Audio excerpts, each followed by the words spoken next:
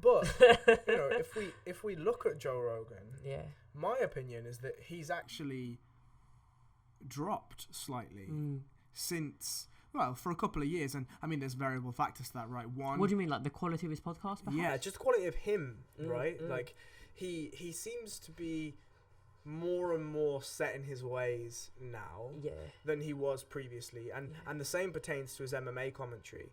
But it doesn't matter. He's got really criticised recently for his MMA commentary, right? And for good reason, frankly. Yeah. Like, if you've got commentators that don't understand the rules of MMA, and you're commentating to millions of people, and you're frankly shitting on refs and judges that are actually doing the right thing or attempting to do the right thing, like that's not a good thing for the biggest promotion in MMA. But but that's besides the point. So you were saying that like the quality of his podcast is right, and I think that, I mean, he's getting older, right? He's nearly 60. So he's becoming an old man, right? Right. And I think that the natural process of life will occur to everyone regardless. And people generally become more conservative in the West anyway, the older that they get, because... That's why Hitler died so young, by the way. Really? No, but...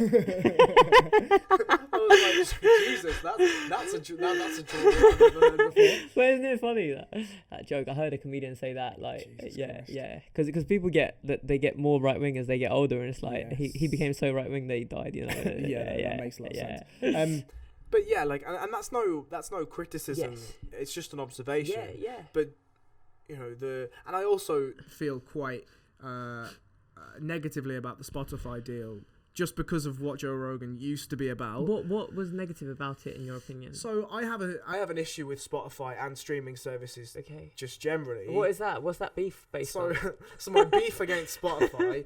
Fuck you, Spotify. Yeah, fuck you, Spotify. So, and it's the same with Apple Music, Tidal, anything. Yeah. Is that the percentage of funds that an artist eventually receives is so minute that I just think it's morally and ethically horrible, right? Exactly. Like, if you go to iTunes and you purchase an album for £10, let's just say, the artist is getting a good 50-60% of that, right? Or should I say the label, right? Label or artist, depending on how that setup is.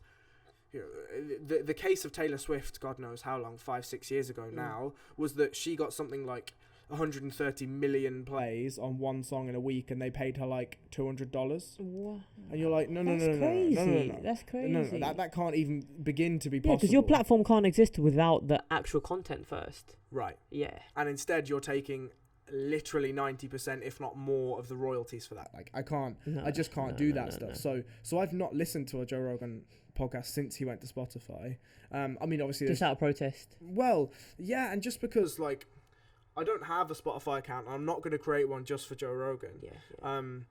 But the reason why I kind of feel negatively about that switch is because originally his whole gimmick was he's not signed to any label. He's completely free voice. Yeah. And you can get him anywhere. Yeah.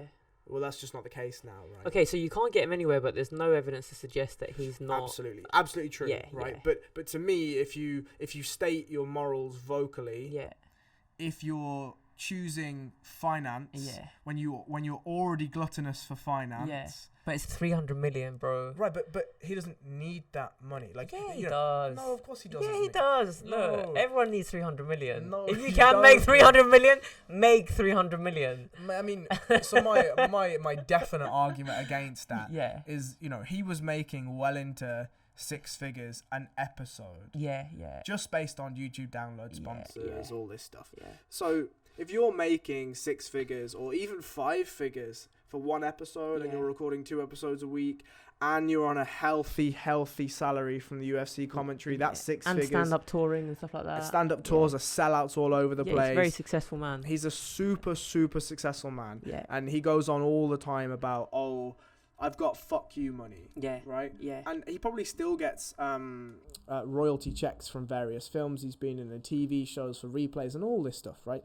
He's a wealthy dude. Yes. And it's come through hard graft. Let's not get that twisted. Yeah. But if you're, to me anyway, if you're going to go against one of your publicly stated morals for finances, when you already don't, in my opinion, when you don't need that money, like, yeah, you know. I hear where you're coming from. One thing I'll say to play kind of devil's advocate Sure. is that YouTube kept censoring his content and stuff like that, right? I do understand that. Yeah, I do understand that. And that is a problem. That's another problem in itself. Yeah, right? Yeah. And frankly, I think he was right to be as vocal against YouTube censorship as it was, because at the end of the day, you know, we live by our means, right? And if anyone's seen any of the Instagram posts that Joe's got around his house, you could sort of see in the background that it's not a shabby place to live, right? He's doing all right for himself. Yeah. And you know, if YouTube was one of his biggest revenue streams and that's becoming demonetized all the time, then of course, like, you have to argue that. But I'm just not sure that the right answer was just stop fighting and take 300 million from Spotify. You know. So you think you should have pursued like a better? Well, I mean, how much content do you think? How many? This is probably a really good question. Actually, it'd be good if we could find the answer to this. But what percentage of watches weekly do you think Joe Rogan has? I mean, it's in the very small percentiles because of how much content. What do you mean? What percentage? Like, overall, of the whole of YouTube? Yeah, the whole YouTube. What percentile do you think he gets? I'm not sure. It's got to be tiny because of how many how many content creators there are. But you know, let's take the Elon Musk or the Kanye West interview. Right? Yeah. He posts it, and within a couple of days, it's hundreds of millions of views. Yeah. Come on, like. Yeah. That's an insane amount of content that people are downloading and viewership for YouTube. Like, he's changed. Like, there has to be an exception made for him. Not necessarily an exception, but if somebody, like, generally the leaders of our society, quote unquote, whether that be popular society or not, they get free passes. Yeah. Let's take Conor McGregor or a politician or whatever. Something goes wrong, all of a sudden, that's brushed under the carpet and things are fine again. Like, if you or I had done the misdemeanors that a Conor McGregor's done, we're not sat here having this conversation. We're just not, right? Yeah. We're either in a penitentiary somewhere, or we don't have the money to afford this incredible equipment around us, right? Yeah. But Conor McGregor seems to thrive off those things. John Jones was the same at a time. Yeah. You know, there's I'm drawing MMA parallels just because they're the easiest to make. But if you've got somebody that is such a vast contributor to your platform, surely you at least hear them out. Yeah. No? Yeah. I hear what you're saying. And another thing to add to your point is that I feel like YouTube is a lot more democratic a platform. Yes. For whatever reason, maybe because you don't have to get.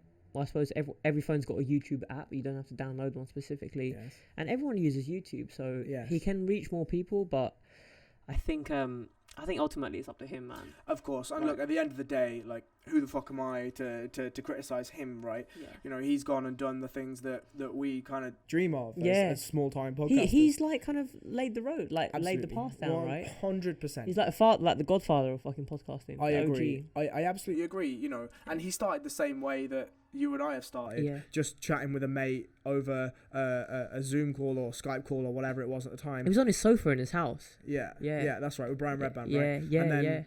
And then all of a sudden he's got a studio in LA, and now he's got a studio in Texas, and you know, like, look, excuse me, he's doing all right.